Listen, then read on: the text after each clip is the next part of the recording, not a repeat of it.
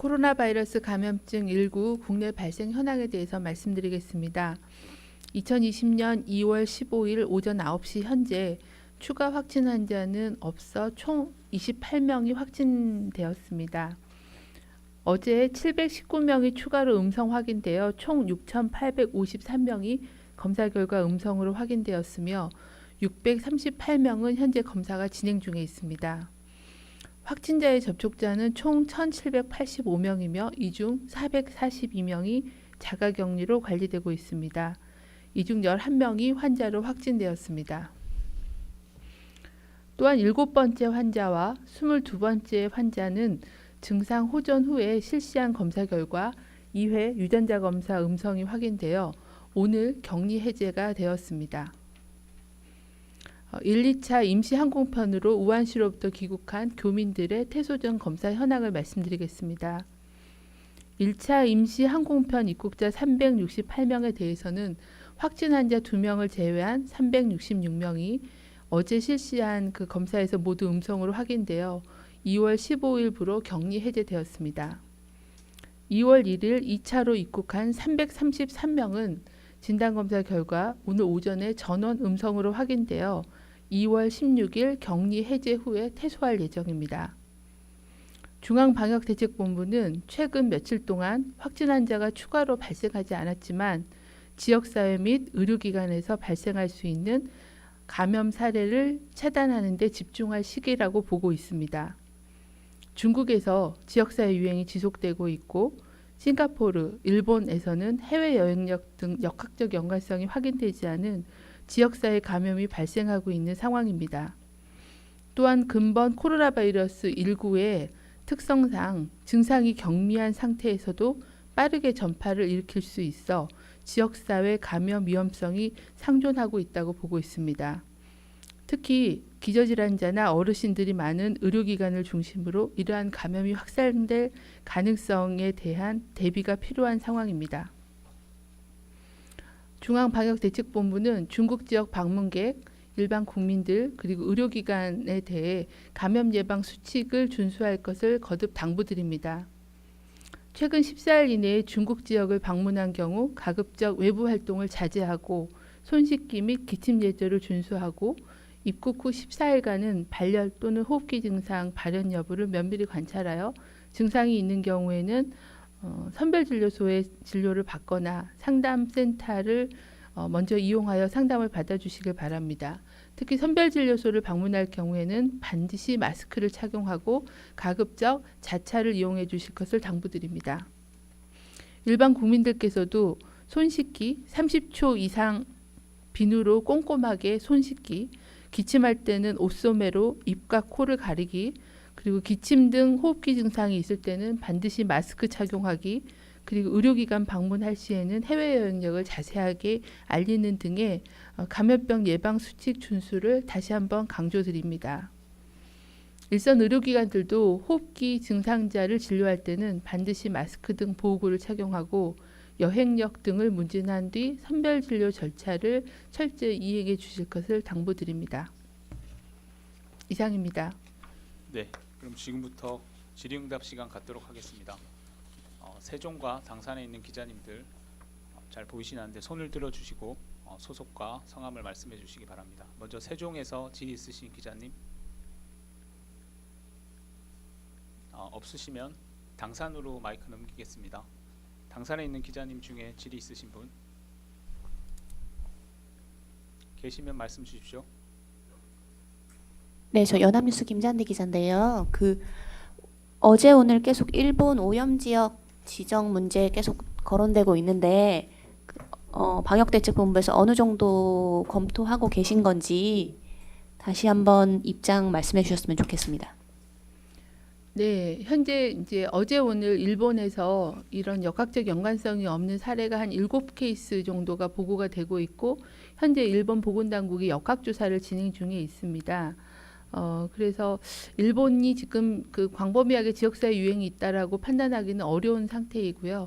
일본의 그런 환자 발생 동향과 그리고 이런 역학조사 결과에 대한 부분들을 예의주시하면서 모니터링하고 있는 중이다라고 말씀을 드리겠습니다. 네, 답변 답변 되셨으면 또 추가 질문 받겠습니다. 예, 말씀 주십시오. 당사인석 기자님. 네, 뉴시스의 구무서입니다.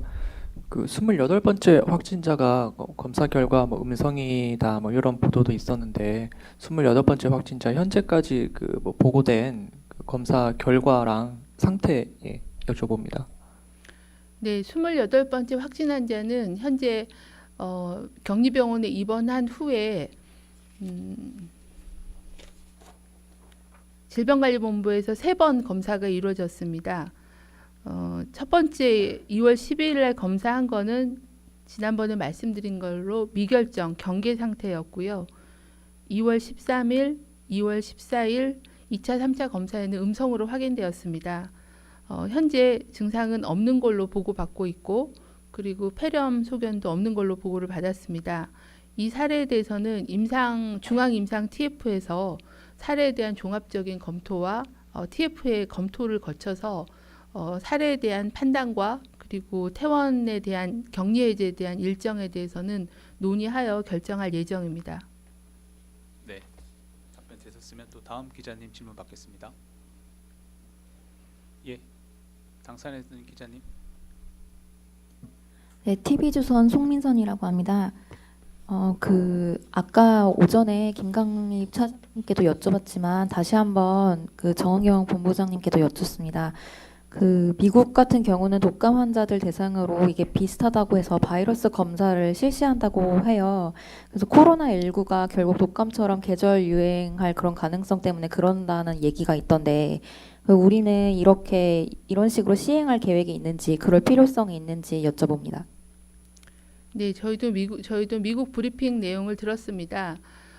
현재 코로나 바이러스가 경증 환자가 많고 또 일부는 이제 기저질환자에게 들어갔을 때는 치명적인 그런 결과를 낳는 그런 패턴을 보이고 있고 이게 신종감염병이다 보니까 우리나라 국민들도 면역을 갖고 계신 분이 없으십니다. 그래서 어느 정도 그 계절적인 또는 장기적인 그런 유행의 가능성들을 전문가들께서도 조심스럽게 그렇게 전망을 하고 계신 상황입니다. 그래서 저희가 이번 유행에 대한 봉쇄 차단에 대한 것도 집중하고 또 지역사회 감염 차단, 의료기관 감염 차단에 대해서 집중을 하면서도 이런 장기적인 유행에 대한 대비책도 필요하다라고 판단하고 있습니다.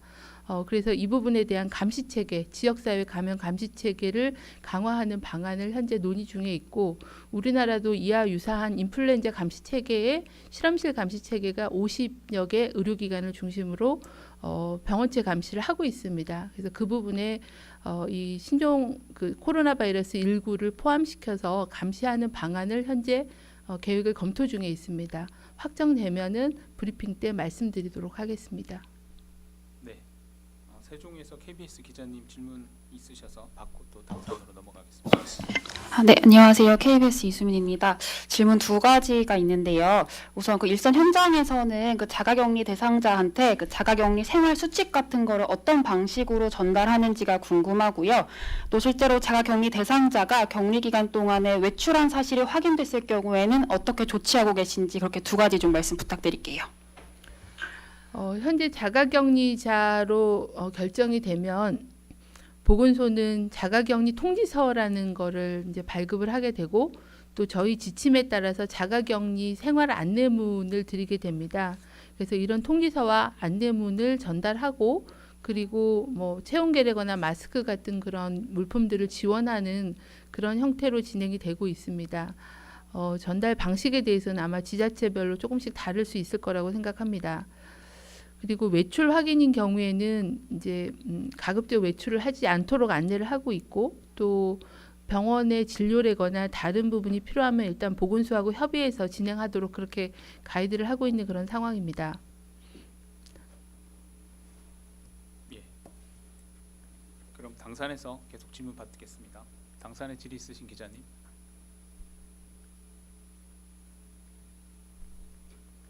예, 계시면 말씀해 네, 주십시오.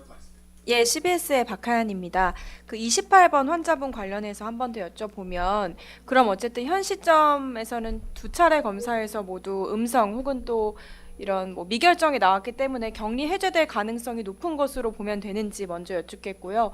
그리고 두 번째로는 이제 자가 뭐 격리 수칙 관련해서 어제 본부장님께서는 그 전에 메르스 때 고발된 사례가 한 2건 정도 있었다라고 얘기하셨는데 혹시 추가로 뭐 보고 받으셨던 그런 사례들이 있는지 공유 부탁드립니다. 네, 28번째 확진 환자는 24시간 간격으로 2번 음성이 나왔기 때문에 격리 해제를 검토할 수 있는 그런 기준은 충족이 된다라고 보고 있습니다. 근데 임상적인 거와 이런 것들을 같이 감안해서 평가를 해야 되기 때문에 중앙임상 TF가 사례에 대한 검토와 결정을 할 예정입니다. 시점에 대해서는 지금 현재 결정된 바가 없기 때문에 말씀드리기는 어렵고 임상 증상 부분들과 종합적인 판단 후에 결정할 예정이라고 말씀드리겠습니다. 자가격리 수칙에 대해서는 현재 이제 지역사회에서 보건소가 또 관리를 하다가 최근에는 행안부를 통해서 또 1대1 모니터링 하는 걸로 강화가 되고 있는 상황입니다. 그래서 저희가 현재 자가격리 상태를 어겨서 어떤 조치를 하고 있다 이런 보고는 현재 받은 바는 없습니다. 추가 질의 있으신 기자님 당산에서 말씀 주십시오. 혹시 안 가시면 세종에 있는 기자님 있으십니까? 예, 말씀 주세요. 당산에서 기자님. 네, 저 연합뉴스 김잔디 기자인데요. 아까 제가 이해를 잘 못해가지고요. 이 코로나19를 지역사회 감시 체계에 들어가게 한다는 게 어떤 의미인지 이게 인플루엔자 감시 체계에 포함시켜서 감시하신다는 뜻인가요? 네, 현재 저희가 지역사회의 코로나19 감시를 하는 그 방법은 이제 미국도 마찬가지로 인플루엔자 감시 체계에 인플루엔자가 음성일 경우에는 코로나 검사를 하겠다라고 발표한 거랑 유사한 방식이라고 보시면 되겠습니다. 저희도 1년 내내 개인 의원 한 200여 개가 인플루엔자 의심 증상을 보이면 사례 보고를 하고 있고 그중에 52개 정도의 의료기관은 검체를 다 채취해서 저희 보건환경연구원으로 검체를 보내게 됩니다. 그렇게 되면은 인플루엔자 바이러스를 포함해서 8종 호흡기 바이러스에 대한 검사를 해서 저희가 주간 단위로 이런 호흡기 증상자의 원인 병원체에 대한 거를 주보 형식으로 국민들과 의료인들에게 제공하고 있는 이미 기구축된 인플루엔자 감시 체계가 있습니다. 그래서 그런 감시 체계를 활용해서 호흡기 감염을 일으키는 원인 병원체에 대한 감시에 코로나 바이러스를 추가해서 하는 방안을 현재 검토하고 있고 지자체와 협의하고 있는 그런 상황입니다. 네, 답변 되셨으면 또 다음 기자님 질문 받겠습니다.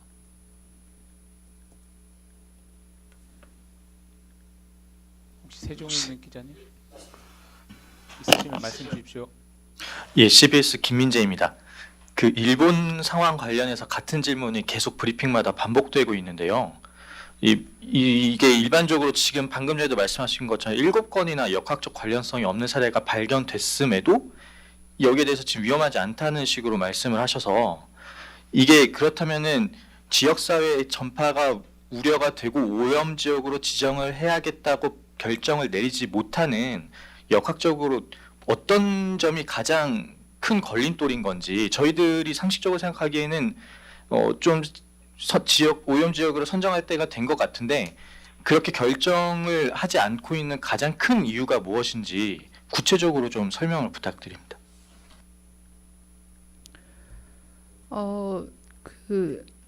일본 상황은 지금 이제 역학적인 연관성이 확인되지 않은 7사례가 어제와 오늘 이제 대부분 보고가 되고 있는 상황입니다. 그리고 일본 보건당국이 조사를 계속 지금 진행 중에 있어서 아직은 일본 내의 감염 위험성에 대한 판단하는데 정보가 불충분하고 모니터링을 해야 된다라는 그런 상황이어서 지금 시점에서 오염 지역을 바로 지정하는 거를 검토를 해서 결정한 건 아니라는 말씀을 드린 거고요.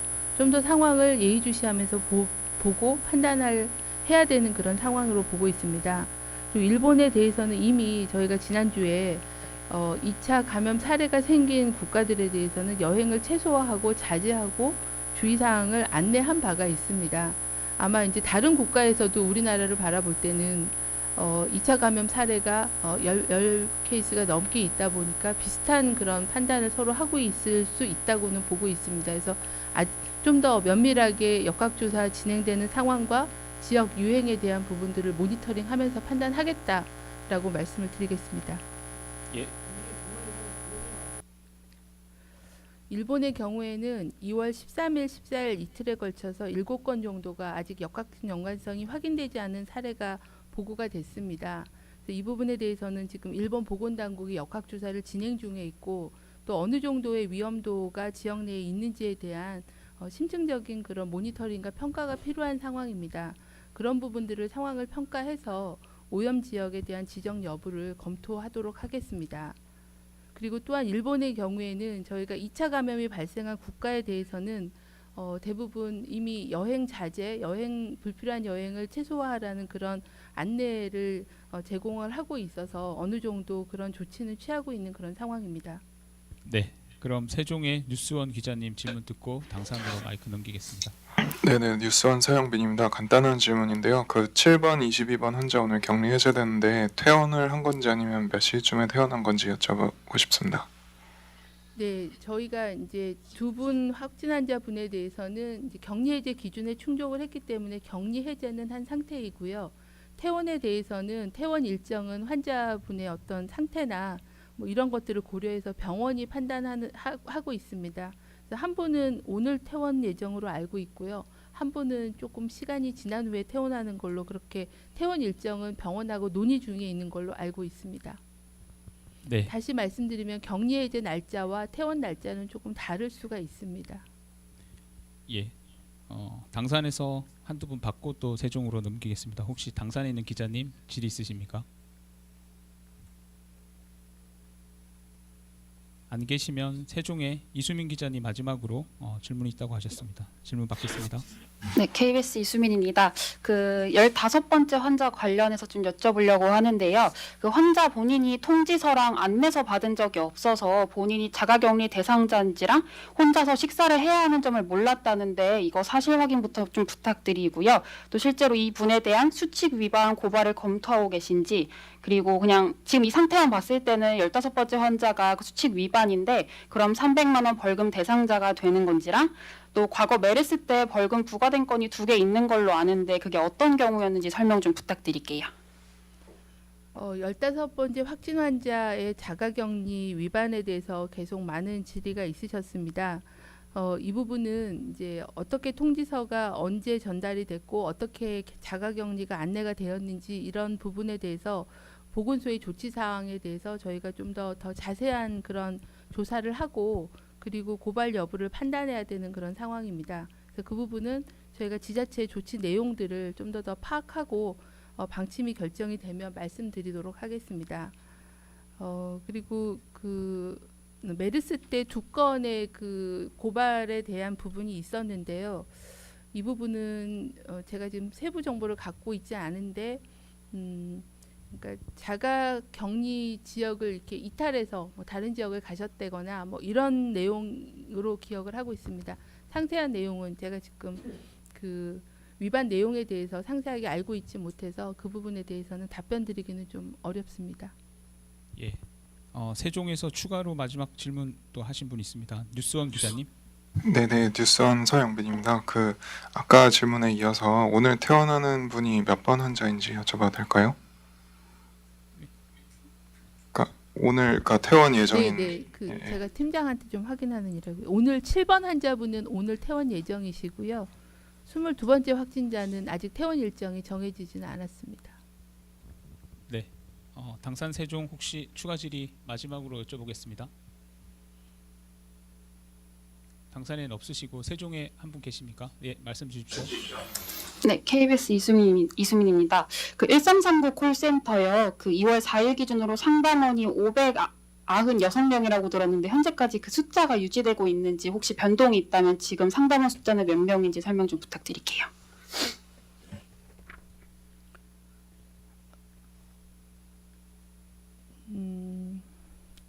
현재는 1339에는 141명이 근무를 하고 있고요. 건보공단 주말은 조금 저희가 숫자를 좀 줄여서 시간대별로 근무를 하고 있는데 2월 14일 날은 588명이 대응을 하셨고요. 2월 15일에는 211명이 대응을 하셨습니다. 이게 전화 콜이 오는 그런 시간대나 뭐 이런 요일에 따라서 대응하는 그런 인력의 숫자가 다릅니다. 평일에는 588명 정도가 대응을 하고 있습니다. 추가 질의 더 없으시면 혹시 본부장님 마무리 발언하실 내용 있으면 해주시고 마치겠습니다. 네, 며칠간 추가 확진 환자가 없는 그런 상황입니다. 아마 국민들께서 이런 감염병 예방 수칙을 잘 지켜주시고 또 선별진료소와 국가지정음압격리병상에서 환자에 대한 진단과 치료를 하는데 의료진들이 많은 노력이 있어서 그런 상황을 유지하고 있다고 생각합니다. 하지만 앞으로 이런 지역사회 감염이나 특히 의료기관의 감염을 차단하는데 총력을 기울여야 되는 그런 상황으로 보고 있습니다. 국민들께서도 손 씻기, 기침 예절, 마스크 착용, 그리고 해외 여행력 알리기 등의 감염병 예방 수칙을 적극적으로 준수해 주실 것을 당부드리고요. 또 의료기관과 협력해서 최선을 다하도록 하겠습니다.